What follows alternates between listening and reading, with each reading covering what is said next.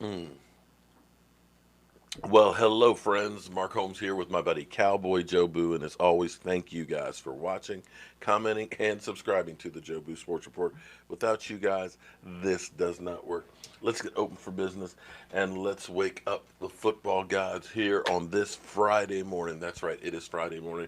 Listen, we're only 48 days, 11 hours, 56 minutes, and 2 seconds away from kickoff of the 2019 season.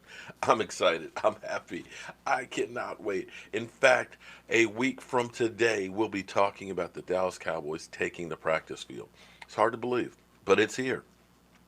Now, if you are anywhere part of that 200 million people that are under heat advisory, please take care today. Please make sure you're not out in the sun too much. Make sure you're drinking plenty of fluids and things. If you stop sweating and you're out in the heat, dude, you're about to have a heat stroke. So get inside, get some water, stay cool, and be safe out there. But it's Friday. And so you know what that means. We'll be here live streaming tonight. Oh my goodness.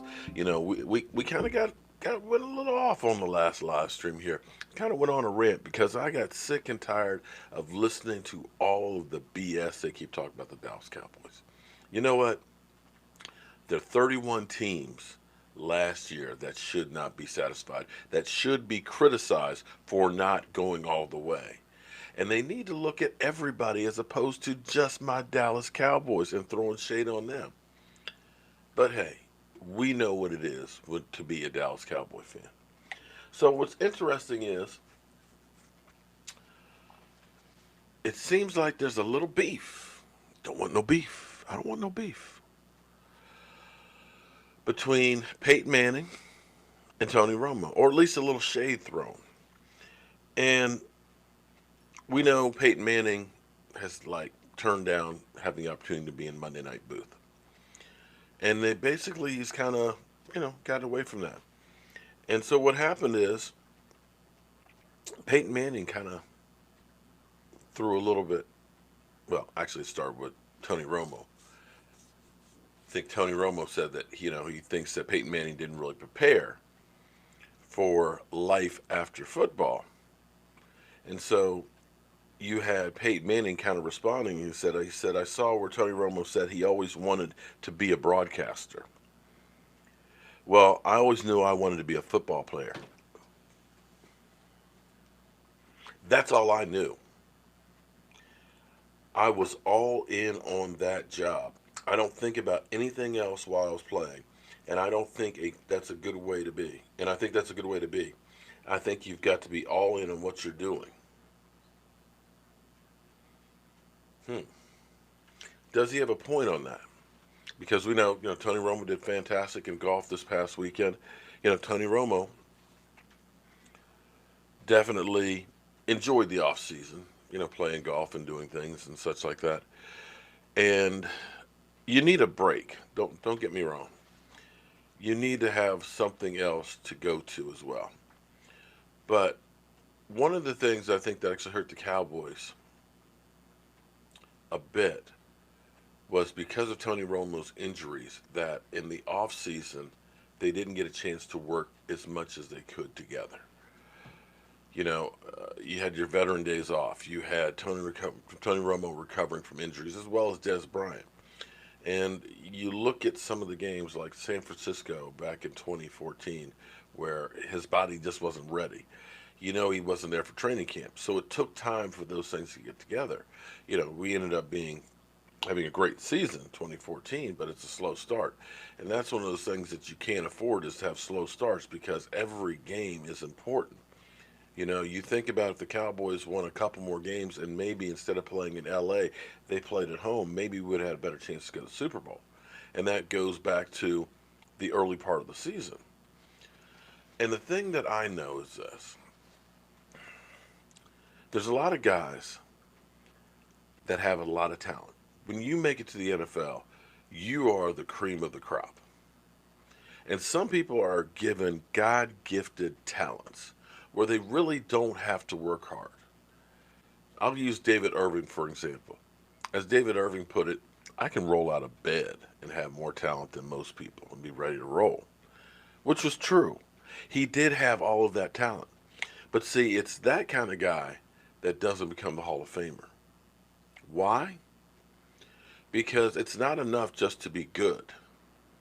If you want to be great, you have to work every single day.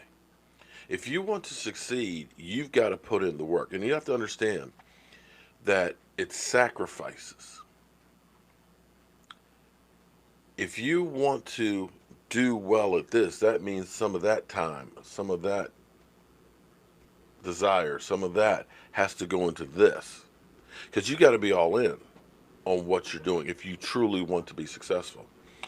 And that's where you look and you see the guy who stays after practice to get in extra reps.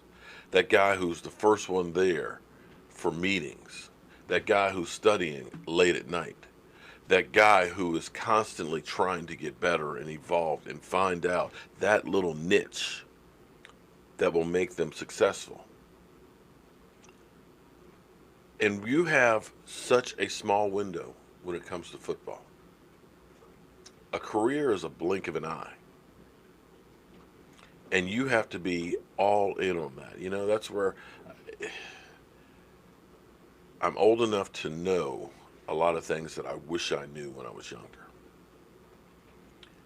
Because when you're younger, you're not worried about the little things. You're worried about having fun. You're worried about going out and, being the man and things, as opposed to cementing your legacy. You spend the time, that window that you're there at football, if you only focus in on being the best football player there is, I guarantee you, you will succeed more than if you're the party boy. But it's lonely. It's difficult. You have family, you have friends, And I know from my own personal experience that if you want to succeed, you may not have all of the skills, but there's no reason why you can't learn them. There's no reason why you can't get better. I use myself as an example. When I started doing this, I would have to get my daughter to go ahead and edit a video because I don't know how to use the computer. How does it go up on on YouTube? How do I get it there? But I work constantly every day to learn how to use the multiple cameras, how to use the software. I was scared to death to use my live stream software. There's no way in the world I can figure that out. I'd go there and literally I looked at it for 9 months and was just like, I'd open it and it'd be like, I can't do this. But you go and you continue. You fail. You make mistakes. But you learn. But each day that you put in that work, you get better and better and better. And that's the benefit that I see right now for this offseason with the Dallas Cowboys and my quarterback, Dak Prescott. There's no secret that I believe in my quarterback. There's plenty of people out there that don't, and that's fine. But see, Dak is not one of those guys who just automatically woke up and rolled out of bed and is, head and shoulders above everybody else. Nobody's ever believed in Dak Prescott. So he works hard. All the stuff that people say out there, he just brushes it off. He doesn't listen to it, doesn't care. Because he's too busy about doing himself and getting better. And for him not to have the injuries like we had to deal with between Dez and Tony Romo and things, not having the golf or other things that he's doing, he's focusing on being the best football player he can be. The guys were out working in San Diego together, a week before training camp. He is constantly working on his craft, that drive. And I think it's going to bode well for the Dallas Cowboys. Because, now you only, and we'll see if this changes with the new collective bargaining agreement, you only have 11 padded practices in training camp. You only have 11 padded practices during the season. OTAs, you got for 3 weeks. Minicamp, you got for 3 days. There's not a lot of time to cram in all that work, especially if you were injured. That's where you constantly working with your guys on your own, constantly reading and doing all that book work during that off season, as opposed to just, we on vacation. School's out for summer. We'll see if it pays dividends. But I like the underdog. the guy who has to work his ass off to make it, because they will continue to work their ass off as opposed to that number one draft pick, that guy that's, oh yeah, I'm the best. I just got to show up. And that's why more times than not, you see that underdog that people say, where'd he come from? That succeeds. So maybe Peyton Manning, who is arguably the best quarterback in football, maybe he does have a point. I'm not trying to throw shade on Tony Romo because Tony Romo was a great quarterback. But I know if you want to succeed, you've got to get it all in. All right, guys, tune in tonight for our live stream. Let's see if I go off. As always, have a great day. Be safe out there and definitely watch the heat. I'll see you soon.